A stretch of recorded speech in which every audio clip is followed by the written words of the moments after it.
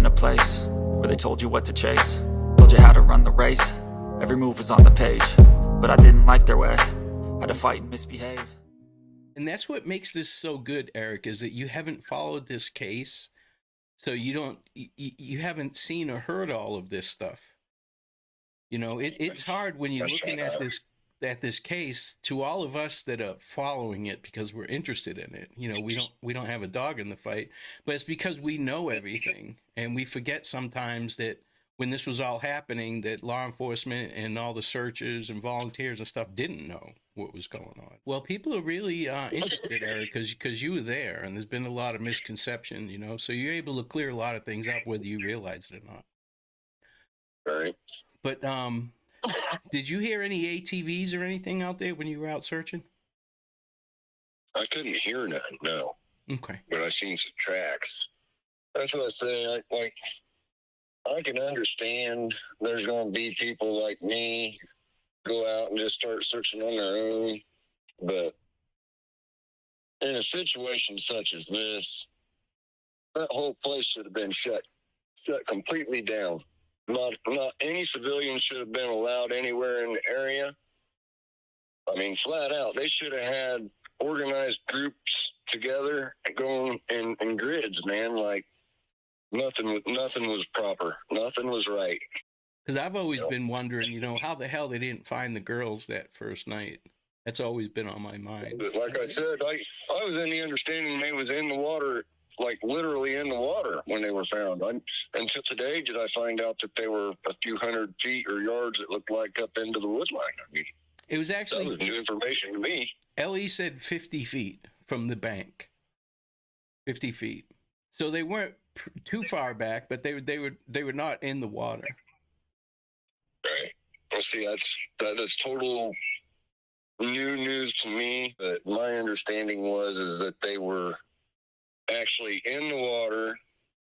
That one of the girls was still alive when they found them, and I heard that they were holding on to tree limbs in the water. I mean, so yeah, no, they that found was my beliefs and thoughts. And he saw something, and he couldn't figure out what it was. And there was 2 deer standing up there. But as he looked up to what that was,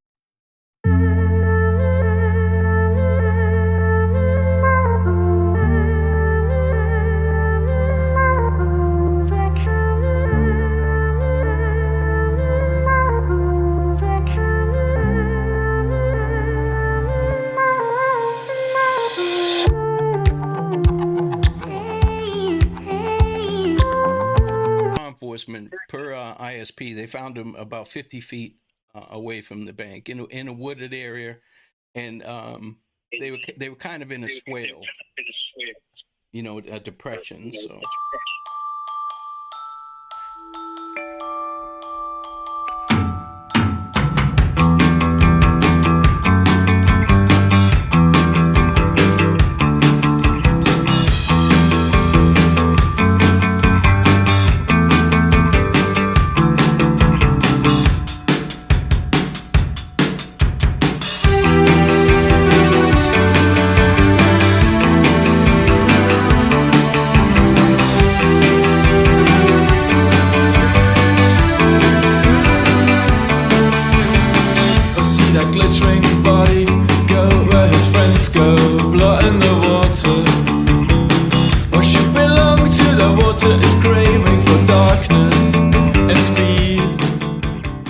Basically, we're going to make this, it's going to be short and sweet. We don't have that much at this point in time.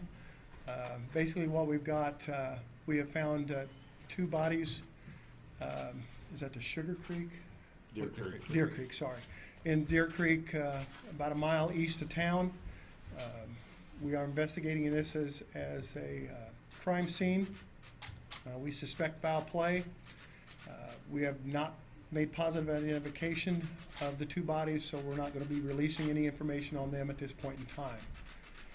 We've got the Indiana State Police is assisting the Carroll County Sheriff's Department and the Delphi City Police Department in the investigation here. We also have the FBI Crime Scene Investigation Group here out of Indianapolis. And one thing the family asked us to do is to thank all the communities around Delphi and the people here in Delphi for assisting in attempting to locate these the 2 young children that were missing earlier. They just wanted to say thank you to those people, and thank you.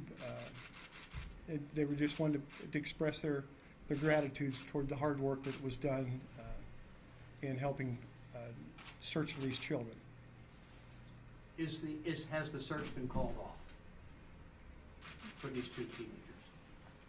Not officially, because we have not positively identified the bodies at this point in time. Do you have people still searching the woods and creeks and fields? We still have, there's still people out looking, but it has been scaled back. Let me just put it that way. Are the bodies of the 2 individuals recovered, are those of young female children? I'm not at liberty to give that information out as of this time. Who found them? I'm not going to say at this point in time. Why do you believe that there was foul play? Just the way the bodies were found, that's about all I can say at this point in time. Were they in the water? They were on the edge of the water, from what I understand. That's about the best I can tell you. Any outside injuries? I'm not going to make a comment on that.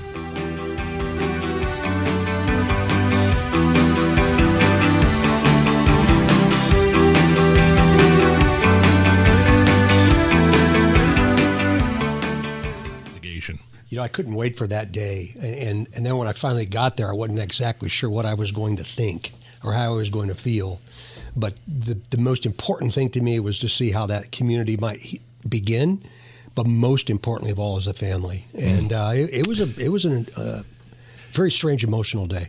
It was an intense press conference too, because there were so many questions you couldn't answer and the prosecutor couldn't answer. And I could feel some frustration on the part of reporters in that room, because I know this investigation is still ongoing. I don't blame him a bit for being frustrated. I don't blame him a bit.